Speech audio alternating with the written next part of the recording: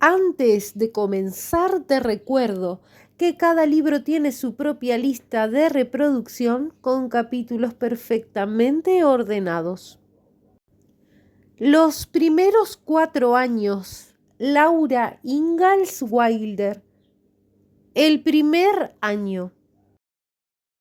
Era una tarde calurosa con un fuerte viento del sur, pero en la pradera de Dakota, en 1885, a nadie le importaba el calor del sol ni los fuertes vientos. Era de esperar, era parte natural de la vida, y así los caballos al trote veloz que tiraban de la reluciente caleza de techo negro dieron la vuelta a la esquina del establo de Pearson, girando desde el final de la calle principal hacia el camino rural el lunes a las 4 de la tarde. Mirando desde una ventana de la cabaña baja de 3 habitaciones a media milla de distancia, Laura los vio venir. Estaba hilvanando el forro de batista a las piezas del corpiño de su nuevo vestido negro de cachemira y apenas tuvo tiempo de ponerse el sombrero y recoger los guantes cuando los caballos marrones y el carruaje se detuvieron en la puerta. Fue una linda imagen la que se hizo Laura parada en la puerta del tosco reclamo. La hierba marrón de agosto estaba bajo sus pies y los álamos jóvenes que se alzan en su cuadrado alrededor del patio. Su vestido de lino rosa con sus ramitas de flores azules apenas le rozaban los dedos de los pies. La falda era amplia y estaba metida hasta la cintura. La pequeña cintura ajustada con mangas largas y cuello alto tenía un toque de encaje en el cuello. El gorro de paja áspera verde salvia, forrado de seda azul, enmarcaba suavemente sus mejillas sonrosadas y sus grandes ojos azules, con el flequillo de su cabello castaño sobre ellos. Almanzo no dijo nada de esto, pero la ayudó a subir al cochecito y la arregló cuidadosamente con la bata de lino para protegerla del polvo. Luego tensó las riendas y salieron a toda velocidad para un inesperado paseo vespertino entre semana. Iban 12 millas al sur por la pradera desnuda hasta los lagos Henry y Thompson, siguiendo la estrecha lengua de tierra entre ellos donde crecían cerezas y uvas silvestres. Luego por la pradera de nuevo al este y al norte hasta el lago Spirit, a 15 millas de distancia. 40 o 50 millas en total, pero siempre dando la vuelta a la esquina para volver a casa. La capota del coche estaba levantada para protegerse del calor del sol. Las crines y las colas de los caballos ondeaban al viento. Las liebres corrían y las gallinas de las praderas se escabullían entre la hierba. Las tuzas rayadas se metían en sus madrigueras y los patos salvajes volaban de un lago a otro. Rompiendo un silencio algo largo, Almanzo dijo: ¿podríamos casarnos pronto? Si no quieres una boda grande y estás dispuesta, podríamos casarnos de inmediato. Cuando regresé a Minnesota el invierno pasado, mi hermana empezó a planear una gran boda por la iglesia para nosotros. Le dije que no la queríamos y se le ocurrió la idea, pero no ha cambiado de opinión. Viene con mi madre para encargarse de nuestra boda, pero la cosecha está a punto de empezar. Será una época muy ajetreada y me gustaría que nos acomodáramos primero. Laura hizo girar el brillante anillo de oro con su engaste de perla y granate. Era un bonito anillo y le gustaba tenerlo. Pero he estado pensando, dijo, no quiero casarme con un granjero. Siempre he dicho que nunca lo haría. Desearía que hicieras otra cosa. Hay oportunidades en el pueblo ahora que es tan nuevo y está creciendo. De nuevo hubo un pequeño silencio. Entonces Almanzo preguntó: ¿por qué no quieres casarte con un granjero? Laura respondió: porque una granja es un lugar muy difícil para una mujer. Hay tantas tareas que hacer y ayudar con la cosecha y trilladoras, y hay que cocinar. Además, un granjero nunca tiene dinero, nunca puede ganar nada porque la gente de los pueblos le dice cuánto pagarán por lo que tiene que vender y luego le cobran lo que quieren por lo que tiene que comprar. Almanso rió. Dijo: «No es justo». Bueno, como dijo el irlandés, todo está equilibrado en este mundo. Los ricos tienen su hielo en verano, pero los pobres lo tienen en invierno. Laura se negó a tomarlo en broma. Dijo: «No quiero ser pobre y trabajar duro todo el tiempo, mientras la gente del pueblo se toma las cosas con calma y se lucra con nosotros». «Pero lo has entendido todo mal», le dijo Almanso con seriedad. «Los agricultores son independientes. ¿Cuánto duraría un comerciante si los agricultores no comerciaran con él? Existe una disputa entre ellos por complacer al agricultor. Tienen que quitarse el comercio entre sí para ganar más dinero, mientras que todo lo que tiene que hacer un agricultor es sembrar otro campo si quiere ganar un poco extra. Tengo 50 acres de trigo este año. Me basta, pero si vienes a vivir a la granja, empezaré la tierra este otoño y sembraré otros 50 acres la próxima primavera. También puedo cultivar más avena y así criar más caballos, y vale la pena criar caballos. Verás, en una granja todo depende de lo que un hombre esté dispuesto a hacer. Si está dispuesto a trabajar y dedicarse a la granja, puede ganar más dinero que los hombres del pueblo y ser su propio jefe todo el tiempo». De nuevo hubo un silencio más bien escéptico por parte de Laura. Finalmente Almanso lo rompió y dijo: «Si lo intentas durante 3 años y para entonces no he tenido éxito en la agricultura, lo dejaré y haré lo que tú quieras. Te prometo que al cabo de 3 años dejaremos la agricultura si no he tenido éxito». Y Laura consintió en probarlo durante 3 años. Le gustaban los caballos y disfrutaba de la libertad y la amplitud de la extensa pradera, con el viento siempre meciendo la hierba alta y silvestre en los pantanos y susurrando a través de la corta y rizada hierba de búfalo, tan verde en las elevaciones de las tierras altas en primavera y tan gris plateado y marrón en verano. Todo era tan dulce y fresco. A principios de la primavera las violetas silvestres alfombraban y fragaban las pequeñas hondonadas de la pradera, y en junio las rosas silvestres de la pradera florecían por todas partes. 2/4 partes de esta tierra, cada una con 160 acres de rica tierra negra, serían suyas, pues Almanso ya había demostrado tener una propiedad y también tenía una concesión de árboles en la que estaba cultivando los 10 acres de árboles requeridos por ley para obtener el título. Los 3.405 árboles estaban plantados a unos 8 pies de distancia en cada dirección. Entre las 2 concesiones había una sección escolar donde cualquiera podía cortar el heno por orden de llegada. Sería mucho más divertido vivir en el campo que en la calle del pueblo con vecinos tan cerca a cada lado. Y si Almanso tuviera razón, bueno, ella había prometido probar en la granja de todos modos. «La casa estará terminada en un par de semanas», Almanso dijo. «Casémonos la semana que viene. Será la última semana de agosto antes de que empiece la temporada de cosecha. Vayamos a casa del reverendo Brown y luego volvamos a nuestra nueva casa». Pero Laura se opuso, porque no le pagarían el último mes de su trabajo como maestra hasta octubre y necesitaba el dinero para la ropa. «¿Qué pasa con la ropa que tienes?», preguntó Almanso. «Siempre te ves bien, y si nos casamos de repente, así no necesitaremos ropa elegante. Si le damos tiempo suficiente a mi madre, ella y mis hermanas saldrán del este y tendremos que celebrar una gran boda en la iglesia. No puedo afrontar los gastos y tu salario de un mes no te alcanzaría». Esto fue una sorpresa, pues Laura no había pensado en tal cosa. La gente del este nunca parecía ser real y desde luego no se les tenía en cuenta al hacer planes, pero recordó con cierta sorpresa que los padres de Almanso, allá en el este de Minnesota, eran adinerados y que una hermana tenía una propiedad cerca. Sin duda vendrían si supieran la fecha de la boda, y su madre se lo había pedido en su última carta.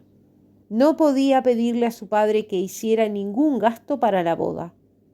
Podría hacer lo necesario para cubrir los gastos familiares hasta que sus 160 acres de tierra silvestre rindieran algún beneficio.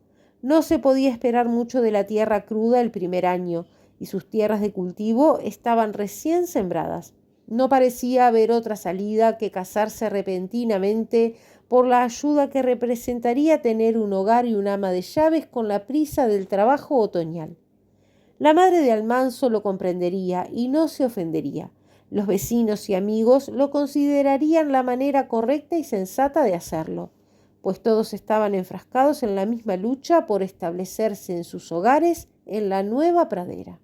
Y así, el jueves 25 de agosto, a las 10 de la mañana, los caballos marrones de paso rápido y la calesa de capota brillante aparecieron como un rayo en la esquina del establo de Pearson. Recorrieron velozmente la media milla y se detuvieron en la puerta de la pequeña concesión en su cuadrado hueco de álamos jóvenes. Laura estaba de pie en la puerta, con su madre y su padre a cada lado, sus hermanas agrupadas detrás de ella. Todas intentaron alegremente ayudarla a subir a la calesa. Su vestido de novia era el nuevo cachemir negro que había pensado que sería tan útil, pues una mujer casada debe tener un vestido negro. Toda su otra ropa y algunos tesoros de la infancia habían sido empacados en un baúl y esperaban en la casa recién terminada de Almanzo. Cuando Laura miró hacia atrás, Ma, Pa, Kerry y Grace estaban agrupados entre los árboles jóvenes. Se lanzaron besos y saludaron con la mano.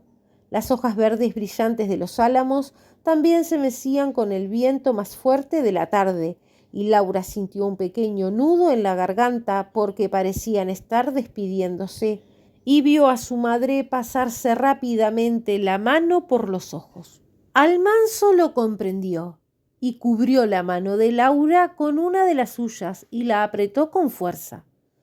El predicador vivía en su finca, a 3 kilómetros de distancia, y a Laura le pareció el viaje más largo que jamás había hecho, y sin embargo terminó demasiado pronto.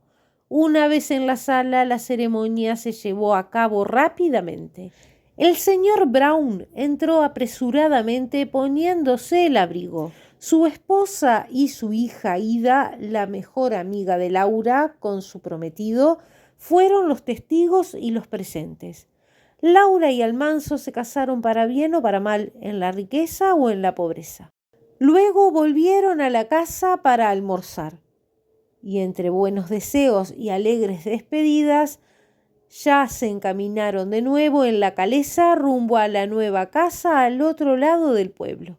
El primer año había comenzado. El viento de verano soplaba suavemente y el sol brillaba por las ventanas del este esa primera mañana. Era un sol temprano. Era incluso más temprano que el desayuno, porque Almanzo no debía llegar tarde a la casa del Webb para la trilla. Todos los vecinos estarían allí. Como esperaban que el señor Webb les diera un buen día de trabajo a cambio, ya que les tocaba el turno con las trilladoras, nadie podía permitirse llegar tarde y entretener a la cuadrilla en casa de Webb. Así que el primer desayuno en la nueva casa fue apresurado. Luego Almanzo se marchó con los caballos marrones enganchados a la carreta maderera, y Laura se quedó sola ese día. Sería un día ajetreado. Había mucho que hacer para poner orden en la casita nueva. Antes de empezar, Laura recorrió el lugar con todo el orgullo de su posesión. Allí estaba la cocina, comedor, sala, todo en uno, pero muy bien proporcionada y amueblada con tanta astucia que cumplía todos los requisitos a la perfección. La puerta principal, en la esquina noreste de la habitación, daba al camino de entrada en forma de herradura que se extendía frente a la casa. Justo al sur se encontraba la ventana este por donde entraba el sol de la mañana. En el centro de la pared sur había otra ventana luminosa. La mesa abatible estaba apoyada contra la pared oeste con una hoja levantada y una silla a cada extremo. Estaba cubierta con el brillante mantel a cuadros rojos y blancos de má, sobre el cual reposaban los restos del desayuno temprano. Una puerta al final de la mesa daba al cobertizo, y allí estaba la cocina de Almanzo con ollas y sartenes en las paredes. Luego había una ventana y una puerta trasera que daba al sur. Justo al otro lado de la esquina de la puerta que daba al cobertizo estaba la puerta de la despensa. Y vaya despensa. Laura estaba tan encantada con la despensa que se quedó en la puerta varios minutos admirándola. Era estrecha, claro, pero larga. Frente a ella, en el fondo, había una ventana enorme y justo afuera se alzaba un álamo joven, cuyas pequeñas hojas verdes ondeaban con el viento matutino. Dentro, frente a la ventana, había una amplia estantería de trabajo a la altura ideal para estar de pie. En la pared de la derecha, una tira de madera recorría toda la pared y en ella había clavos para colgar palanganas, paños de cocina, coladores y otros utensilios de cocina. Pero la pared de la izquierda era un hermoso armario. Almanzo había encontrado un carpintero de antaño que, aunque viejo y lento, hacía un trabajo hermoso, y la despensa había sido su orgullo y una obra de amor para Almanzo. La pared estaba repleta de estantes a lo largo de toda su longitud. El estante superior estaba a poca distancia del techo, y desde allí hacia abajo los espacios entre los estantes se ensanchaban hasta que hubo espacio para jarras altas y otros platos en el estante inferior. Debajo de este estante inferior había una hilera de cajones tan bien hechos y equipados como muebles comprados. Había un cajón grande y ancho para guardar una hornada de pan. Había un cajón que ya contenía un saco entero de harina blanca, uno más pequeño con harina integral, otro con harina de maíz, uno grande y poco profundo para paquetes y otros dos, uno ya lleno de azúcar blanca y el otro con azúcar morena, y uno para el regalo de bodas de Almanzo, cuchillos, tenedores y cucharas de plata. Laura estaba muy orgullosa de ellos. Debajo de los cajones había un espacio abierto hasta el suelo, y allí estaba el tarro de galletas de piedra, el tarro de donas y el tarro de manteca. Allí también estaban la alta mantequera de piedra y el batidor. La mantequera parecía bastante grande cuando la única vaca que daba leche era la pequeña novilla de color leonado que Pa les había regalado. Pero habría más leche más tarde cuando la vaca de Almanzo estuviera dando. En el centro del suelo de la despensa había una trampilla que se abría al sótano. La puerta del dormitorio estaba justo al otro lado de la esquina de la puerta principal. En la pared, a los pies de la cama, había un estante alto para sombreros.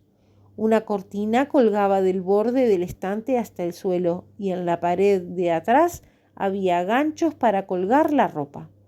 Y había una alfombra en el suelo. Los pisos de pino de la sala y la despensa estaban pintados de un amarillo brillante y limpio.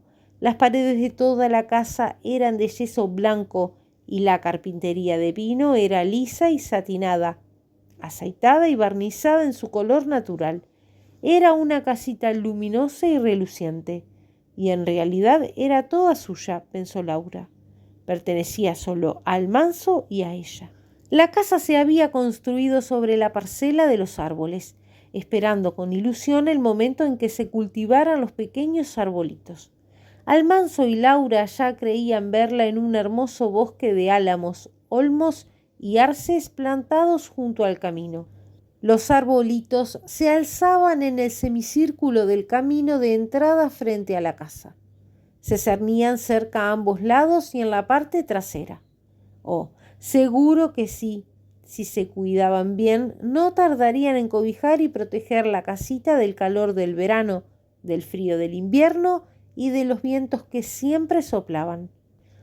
Pero Laura no podía quedarse de brazos cruzados en la despensa soñando y observando cómo se mecían las hojas del álamo. Había trabajo que hacer. Recogió la mesa del desayuno rápidamente. Solo había un paso de ella a la despensa, donde todo estaba ordenado en los estantes como correspondía. Los platos sucios los apiló en la palangana del estante de trabajo frente a la ventana. La tetera con agua caliente en la estufa también estaba a mano y pronto todo estuvo limpio y la puerta se cerró, dejando al descubierto una despensa en perfecto orden.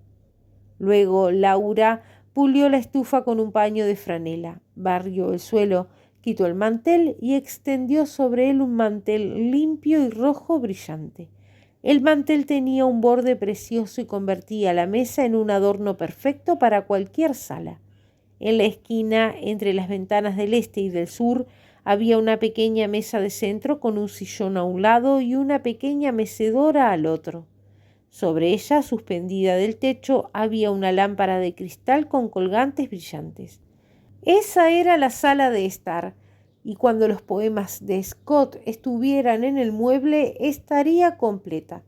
Pronto tendría algunos geranios en macetas en las ventanas y entonces sería simplemente hermoso. Pero las ventanas debían lavarse.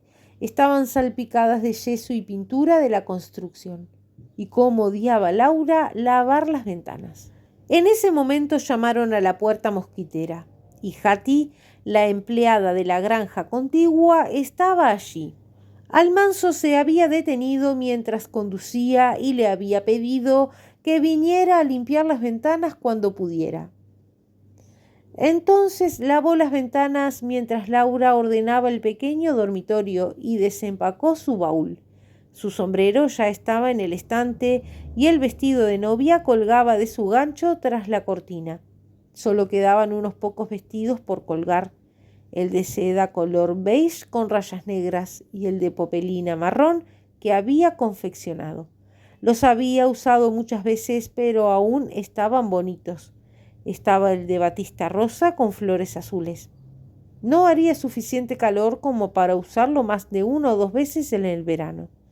Luego estaba el vestido de trabajo de percal gris, que debía cambiar por el azul que llevaba puesto. Su abrigo del invierno pasado se veía muy bien colgado en el gancho al lado del abrigo de Almanzo. Serviría para el invierno que se avecinaba. No quería generar gastos desde el principio. Quería ayudar a Almanzo a demostrar que la agricultura era tan buena como cualquier otro negocio. Esta casita era tan encantadora, mucho mejor que vivir en una calle del pueblo. Oh, ella esperaba que Almanzo tuviera razón y sonrió mientras repetía: todo está equilibrado en este mundo. Almanzo llegó tarde a casa, pues los trilladores trabajaban hasta que había luz de día.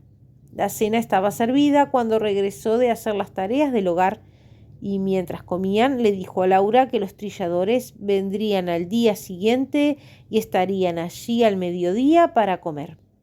Sería la primera comida en el nuevo hogar y ella debía cocinar para él y para los trilladores. Almanzo le dijo: «Te irá bien».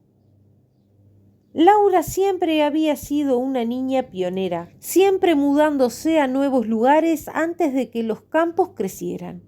Ella no había sido hija de un granjero, por lo que una cuadrilla de hombres tan grande como una cuadrilla de trilla para alimentar, esa idea era bastante desalentadora. Pero si iba a ser la esposa de un granjero, eso era parte del trabajo diario. Así que temprano a la mañana siguiente comenzó a planificar y preparar la comida. Había traído pan horneado de su tierra natal y pan de maíz caliente habría de sobra. Había cerdo y papas a la mano y había puesto frijoles blancos en remojo la noche anterior. Debía hacer un par de pasteles. La mañana pasó volando, pero cuando los hombres regresaron al mediodía de la trilladora, la comida ya estaba servida. La mesa estaba en el centro de la habitación con ambas hojas levantadas para hacer espacio. Pero aún así algunos hombres tuvieron que esperar la segunda mesa. Todos tenían mucha hambre, pero había comida de sobra, aunque algo parecía estar mal con los frijoles. Sin la supervisión de su madre, Laura no los había cocinado lo suficiente y estaban duros. Cuando llegó el momento del pastel, el señor Perry, vecino de los padres de Laura, probó el suyo primero. Luego levantó la base y tomando el azucarero, esparció una buena cantidad de azúcar sobre su rebanada de pastel. Así me gusta, dijo. Si el pastel no lleva azúcar, cada uno puede endulzarlo a su gusto sin ofender al cocinero. El señor Perry había hecho que la comida fuera deliciosa. Contaba historias de cuando era niño en Pensilvania. Su madre dijo solía usar 5 frijoles y una olla de agua para hacer sopa de frijoles. La olla era tan grande que después de comer todo el caldo de frijoles y el pan que podían, tenían que quitarse los abrigos y buscar un frijol si querían. Todos se rieron, hablaron y fueron muy amables. Pero Laura se sintió muy mortificada por sus frijoles y su pastel sin azúcar. Había tenido tanta prisa al preparar los pasteles que ¿cómo pudo haber sido tan descuidada y olvidar el azúcar? El trigo solo había producido 10 bucheles por acre y se vendía a 50 centavos el buchel. No hubo mucha cosecha. Había sido demasiado seco y el precio era bajo, pero el campo de avena había dado suficiente para abastecer de grano a los caballos y aún quedaba algo. Había heno en grandes montones, suficientes para los caballos y las vacas y algo para vender. Almanzo estaba muy alegre y ya hacía planes para el año siguiente. Tenía mucha prisa por empezar a arar el terreno en otoño y a romper la tierra nueva, pues estaba decidido a duplicar su superficie el año siguiente, o incluso más si era posible. El trigo para sembrar se almacenaba en la cabaña de la propiedad, ya que no había graneros en la parcela de los árboles. El resto del trigo se vendió. Era una época ajetreada y feliz. Almanzo araba el campo temprano y Laura se pasaba el día cocinando, horneando, batiendo, barriendo, lavando, planchando y remendando. Lavar y planchar le costaba mucho. Era pequeña y delgada, pero sus manitas y muñecas eran fuertes y lo conseguía. Por las tardes siempre se ponía un vestido limpio y se sentaba en el rincón de la sala a coser o a tejer los calcetines de Almanzo. Los domingos siempre salían a dar un paseo en carruaje y mientras los caballos trotaban por los caminos de la pradera, Laura y Almanzo cantaban las viejas canciones de la escuela de canto. Laura pensaba en el trigo dorado almacenado en el terreno de la propiedad. Ella y Almanzo estaban contentos. Los viajes eran cortos en estos días porque arar era un trabajo duro. Skip y Barnum eran el equipo de conducción. Almanzo dijo que no eran lo suficientemente grandes para romper toda la tierra nueva. Un día regresó del pueblo con 2 caballos. Eran grandes y estaban enganchados a la carreta que arrastraban un nuevo arado de desbroce. Almanzo dijo que podía enganchar los 4 caballos al arado grande. Así no habría problema en desbrozar la tierra para sus cosechas el año siguiente. Los caballos habían sido una ganga porque su dueño tenía prisa por venderlos e irse. Había vendido la cesión de su propiedad a un hombre del este que se dirigía más al oeste para reclamar otra concesión donde aún se podían encontrar tierras del gobierno. El arado había costado $155, pero Almanzo solo había pagado la mitad. Abrió un surco de 45 centímetros de ancho en la hierba dura y se amortizaría con las hectáreas adicionales que Almanzo podría preparar para la cosecha, ya que podía montar a caballo en lugar de caminar y sostener un arado estrecho. Después de eso, Laura salía por la mañana y ayudaba a enganchar los 4 caballos al arado. Aprendió a conducirlos y a manejar el arado y a veces araba varias veces el campo. Le parecía muy divertido. Poco después, Almanzo volvía del pueblo y detrás de la carreta había un pequeño pony gris hierro. «Toma», le dijo a Laura, «tienes algo para jugar. Y no me digas que tu padre no te dejaba. Puedes aprender a montar los caballos. Este es manso y no te hará daño». Laura miró al pony y le encantó. Los pies del pony eran pequeños y sus patas finas y planas. Su cabeza era pequeña, con un hocico fino y harinoso y orejas puntiagudas y alertas. Sus ojos eran grandes, ágiles y apacibles, y su crin y cola eran largas y espesas. «La llamaré Trixie», dijo. Esa noche, después de cenar, Laura eligió su silla de montar entre las descripciones e imágenes del catálogo de Montgomery Ward y la encargó para su primer viaje a la ciudad. Estaba deseando que llegara la silla, pero acortó el plazo de 2 semanas haciéndose amiga de Trixie. Era una hermosa silla de cuero color canela, con costuras elegantes y detalles de níquel. «Y ahora», dijo el manso, «le pondré la silla a Trixie y podrán aprender juntas. Estoy seguro de que será dócil aunque nunca la hayan montado, pero mejor llévala al campo arado. Será más fácil para ella, así que no estará tan juguetona y tendrás un lugar suave donde sentarte si te caes». Así que cuando Laura estuvo segura en la silla, con el pie izquierdo en el estribo de cuero y la rodilla derecha sobre el cuerno de la silla, con el cuerno de hoja ajustado a la perfección, al manso soltó la brida y Laura y Trixie salieron al campo arado. Trixie era buena y se esforzaba por complacerla, aunque temía que la falda de Laura se volara con el viento. Laura no se calló y día tras día aprendieron a montar juntas.